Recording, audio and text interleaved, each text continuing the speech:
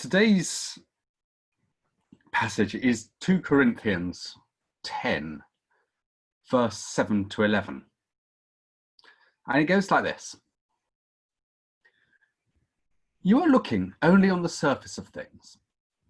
If anyone is confident that he belongs to Christ, he should consider again that we belong to Christ just as much as he. For even if I boast somewhat freely about the authority the Lord gave us for building you up, rather than pulling you down, I will not be ashamed of it.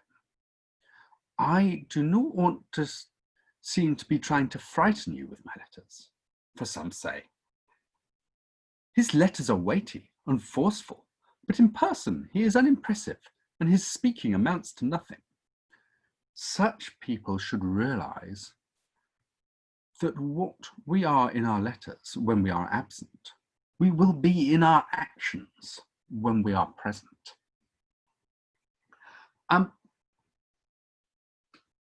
Chapter 10 seems to be a bit of an abrupt change of tack in this letter.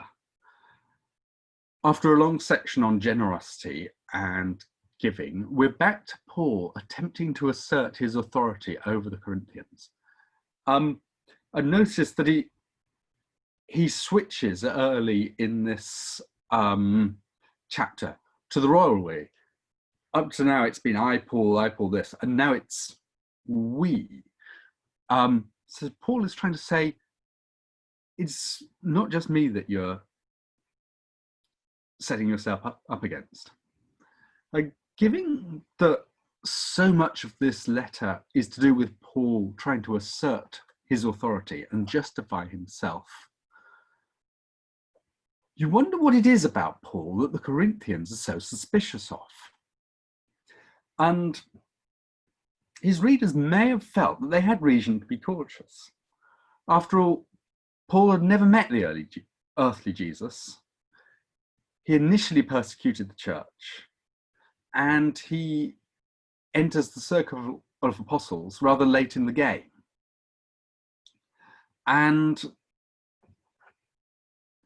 there are other hints, such as 1 Corinthians 15, 7-9, when he talks about being the least of the apostles in his past persecuting the church, that suggests that, it wasn't then unusual to view Paul with suspicion because of his past. And thinking about the Corinthians' suspicion of Paul made me think about how welcoming we are of people with a dodgy past. Now, we don't get many people who've actively persecuted the church rock up at our door, but we do get people with past criminal activity or who've been heavily dependent on drugs and alcohol. And it made me think,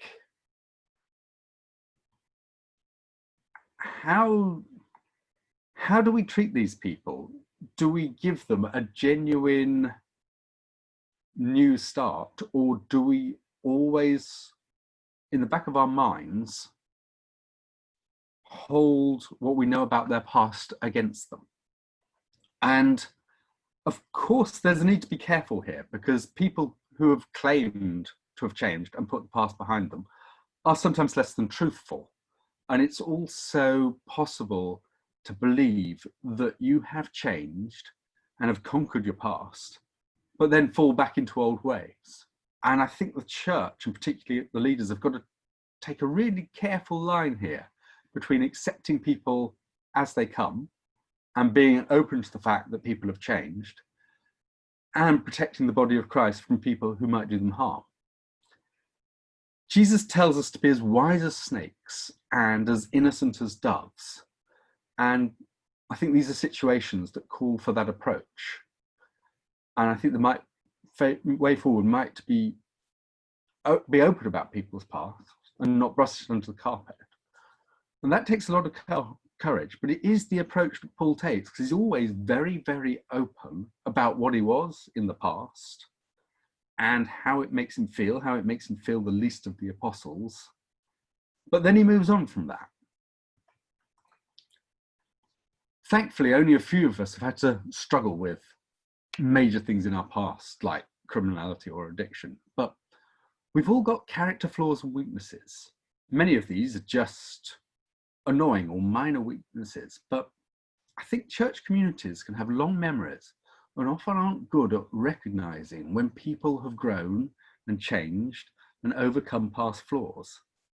For instance, it's always very easy to assume that someone who sees things in a very black and white, simplistic way will always view the world in that way and fail to recognize that experience will change them and they will grow, particularly if they're young.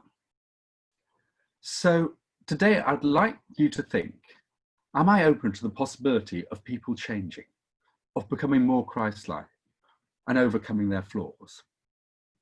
And that doesn't mean accepting everything everyone says at face value, but it does mean being open to people changing and actively wanting people to change and expecting it of them. I think now is the time to break into groups, and I'd like you to think about situations where you might need to recognize that someone has changed and pray about how to react to that.